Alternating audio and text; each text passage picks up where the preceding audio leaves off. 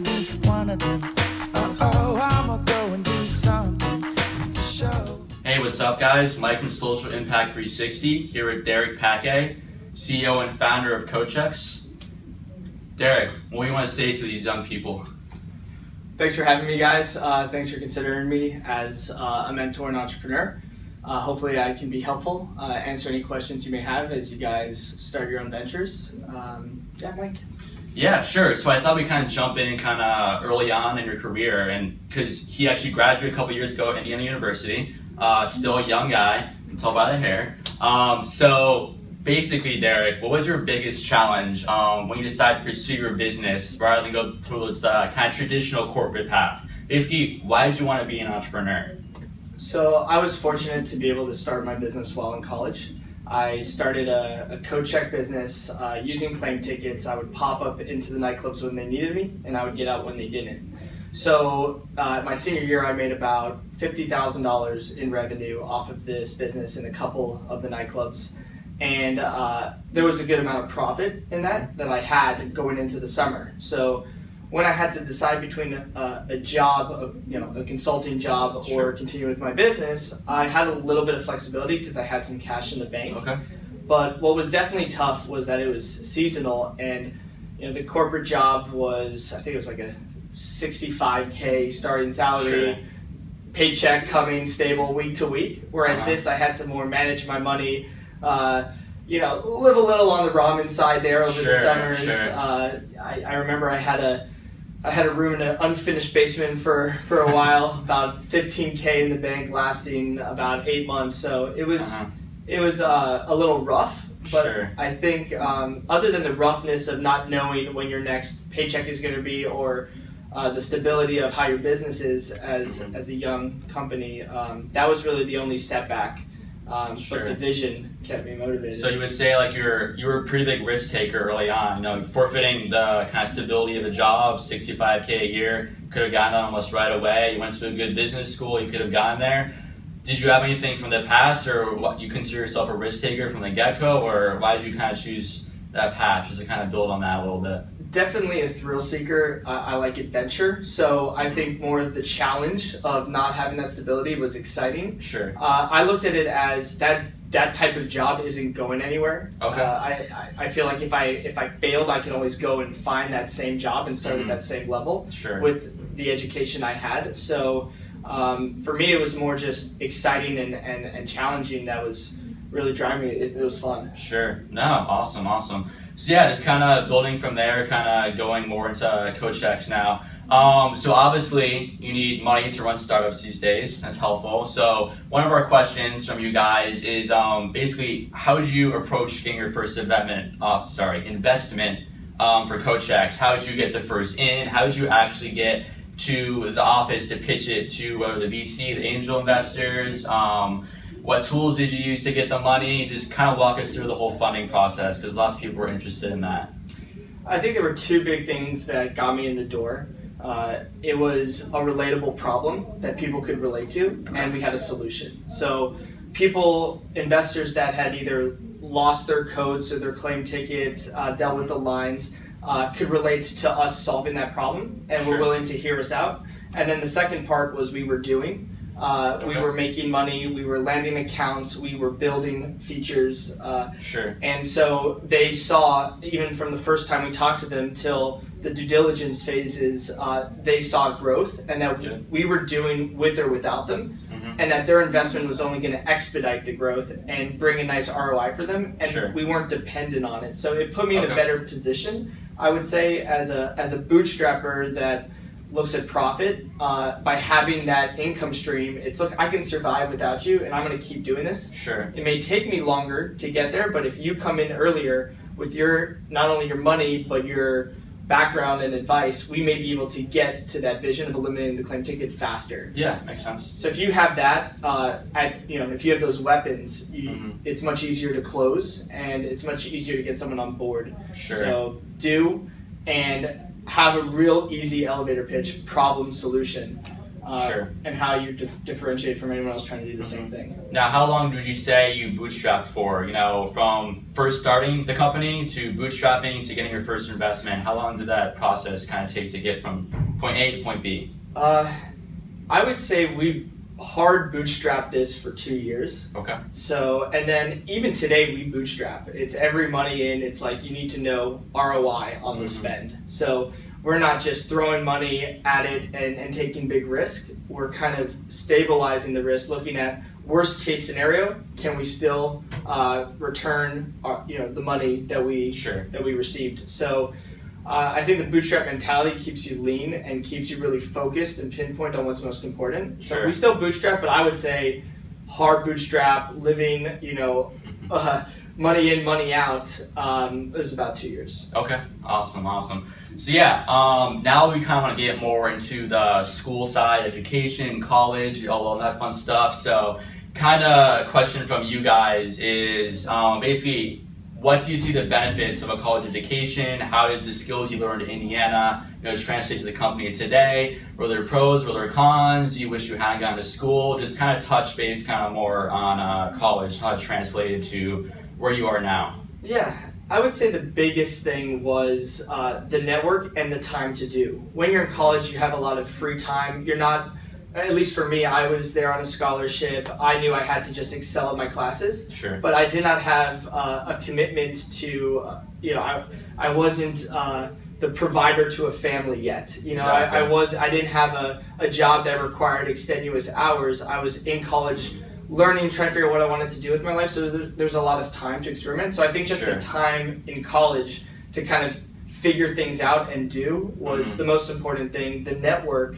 of the professors, the mentorship, other students, like surrounding yourself with motivated people in the classes, in projects, working on problem solving in whatever classes you're in. I think for me was the most beneficial thing is just challenging problems, whether it's a project, whether it's a business case or in a completely separate field, solving those problems, figuring out how to work on teams with smart people and seeing the outcomes. And I think I just took that to start my own business in college. Sure. And then I used my business and took everything we were learning and applying it to the business. So at that point it was also, well, how do these accounting courses help me, evaluate my books better? How do these marketing classes help me, expose what we're doing? So then it was a lot of application, but I would definitely say the time, like the flexibility to do in college, and the network of just smart people around you and professors around you to help you get to that next level. Now, how do you balance it, between your work and school? Say, what matters more, your GPA or your company? Situation comes around, you either have a meeting with a potential investor or you should really be studying for your big, statistics test tomorrow. How would you balance that? What came first for you? What advice do you have for, students who are trying to launch their own companies in college? Yeah, number one thing for me, it changed over time. So at first it was getting good grades, just learning as much as I can and holding on to it. And then when I started the business, that was my senior year. So I was like, okay, this could be a real thing. This is going to be the next step in my life. So that became the focus. GPA seemed to be less important at that point because it didn't matter. I was my own boss at that point. Yeah. But what I did learn is that I was getting a better GPA because I was applying all my projects, all my tests, everything I was learning to the business, so it was easier to remember the material. It was easier. I was applying it and actually putting it to work. So I had to spend less time studying and just trying to memorize things, and more so it was remembered and held onto within myself from just doing it. So for me, the balancing, I would have picked, if you had asked me that, if I'd started the business and there was a potential investor looking to give me $1 million versus getting it on the test, I would have put to the potential investor first at that time and just explain the situation to my teacher. If she didn't understand, so what? Yeah, screw it. No. Okay, so kind of moving now more onto the growth of CoachX. What was your biggest problem you faced early on in CoachX? And if you could go back, how you fixed it, how have you approached it differently? Kind of touch base on that. Yeah, I was trying to, I think, own everything myself, and I didn't complement my weaknesses with other people with other people's strengths. So I'm very sales business focused. Sure. But I didn't have an engineering background, so I tried to own, engineering and architecting the product, and I would outsource it and try to manage engineering teams remotely, and I did that for a long period of time. So I would say the biggest thing I might have done differently, or the biggest mistake I made, would have been not bringing in someone earlier on that had an engineering background to help balance my weaknesses. Sure. So combining strengths, and I think that was the biggest challenge, was figuring out how to engineer an application to check things in and out quickly. Sure. I mean, he's kind of building on that. How do you go about picking the right people to, be a part of your company? Because at least from my past experience, lots of startups, one of the biggest thing that ruins companies is the people involved in them. You bring in the B or the C players or the A players and it becomes a total mess. How do you go about hiring the right people, finding the right people, dealing with people who aren't pulling their weight, they're toxic? You just touch base more on the people aspect of startups and who you hire, how you did it. Yeah, I would say the first thing is, do they really believe in this vision, and are they going to commit to it? Okay. So looking at someone, and are you going to put all you have, all your marbles in this basket with me, especially early on? Absolutely. Like, is this going to be your everything right now? No other commitments. We're going to live and breathe this at all costs. Sure. And if I have that gut feeling after I talk to them and they see the vision, they're excited about it, and they're committed, then that for me is the number one thing that's most important. The second thing is, do we work well together? Do we communicate well? Do we enjoy being around each other, even if we're very different and diverse? Like, do we feel like we're blending, we're vibing, we're moving? Okay. And I try to get all this out before, I'll test. Like, we'll work together a little bit before I even hire some people, sometimes full time. And then the last part is, do your skills complement my skills? Sure. Do you fill a void, a gap that we currently have? And about the B players or C players, it's expectations. Like, these are your role, this is your role, these are your duties, this is the expectation, and if you don't meet them, it's very transparent. Like, that these things, that we are not meeting our expectations on these duties in the company from your end. So it's quick to hire, or what's the term? It's quick to fire, essentially. Yeah. Don't hold on to a relationship that isn't working. Sure. Find a replacement, let it go, but make things transparent and be open about it. Okay, awesome, yeah. So next question from you guys is basically, who is the one person you think was most important to your success for CoachX over the years? Yeah, I would actually say our first customer. Her name was Lisa Prohl. She was the one who I had the idea of starting CoachX in these nightclubs that didn't provide them, because I lost my code and I saw a lot of people freezing, and so I just had this idea, and she's like, can you do this? Can you make it happen on Thursday? You have 3 days. So she forced me to she put me to action. Good. She showed me that there was revenue here. She walked me through her problems, her biggest ones. Really brought me down to earth on the real problems that they face as the nightclub owners, which is my customer. Yeah. And allowed me to really learn. She helped me learn from her and just replicate the solutions that I built for her problems to all the other owners. Sure. In the that we were targeting. So she helped me really. She validated my business idea.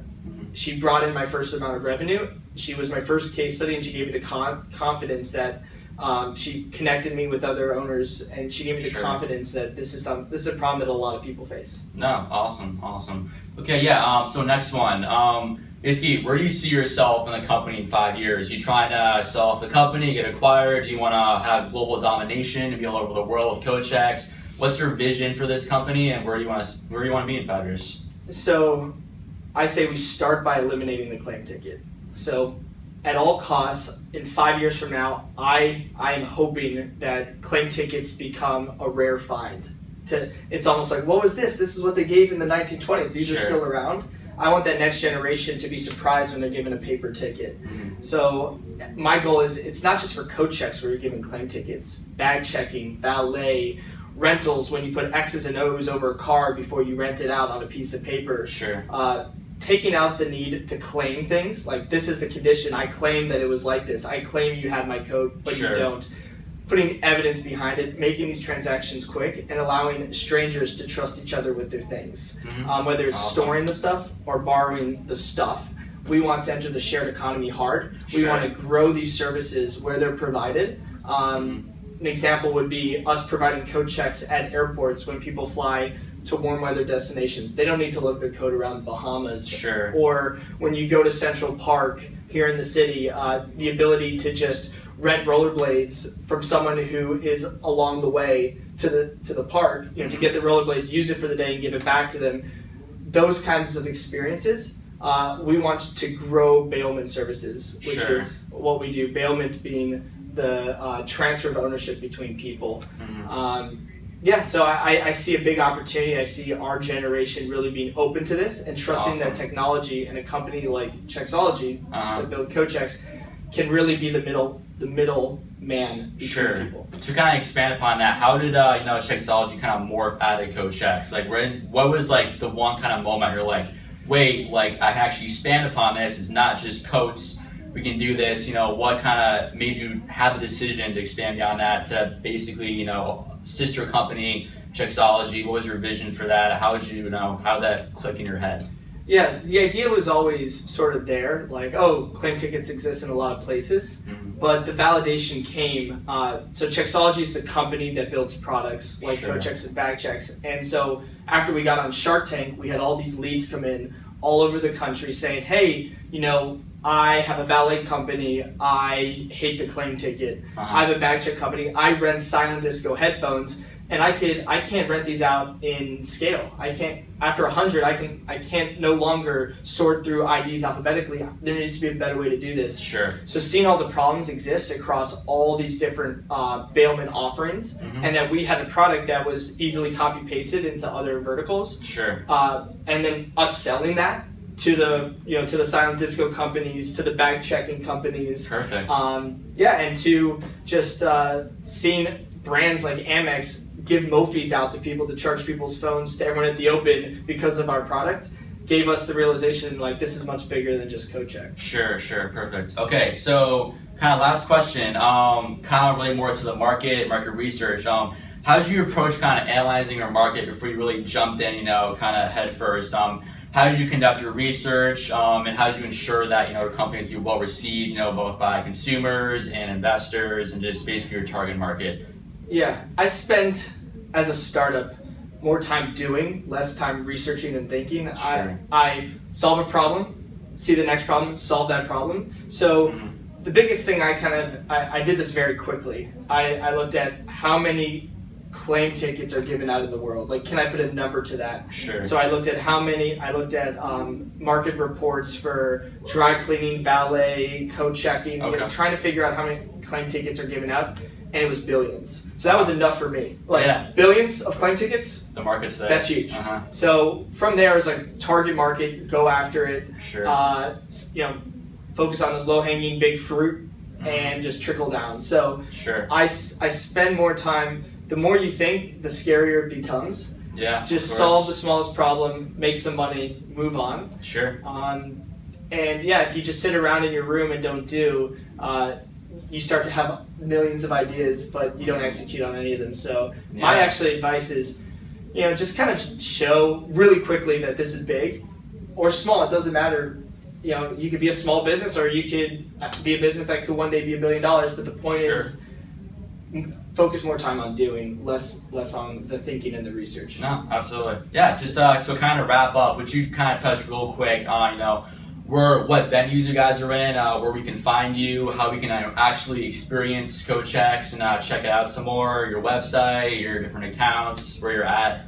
We're in about 50 locations around New York City. So you want to go out to Bounce Sporting Club or Gold Bar, or check us out at Nike at their run clubs, at all the big New Year's Eve events. We're everywhere, especially in New York, and we're expanding. So go to our website, check out the nightclubs we're in, check out the bars, lounges, hotels that we're in, and you can go. You can see us in action. Yeah. Oh, awesome. Thanks, Derek. Got anything else to kind of wrap it up in your end, or?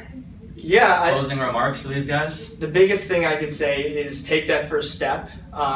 get out the door and start talking to customers and selling to them as quickly as possible. The more time you sit back and think, someone else is going to go in there and do what you've thought of. So if you don't move, if you don't take those steps, it's going to take a while to get to where you want to be. Awesome. Thanks, Derek. Appreciate it. Thanks, Mike.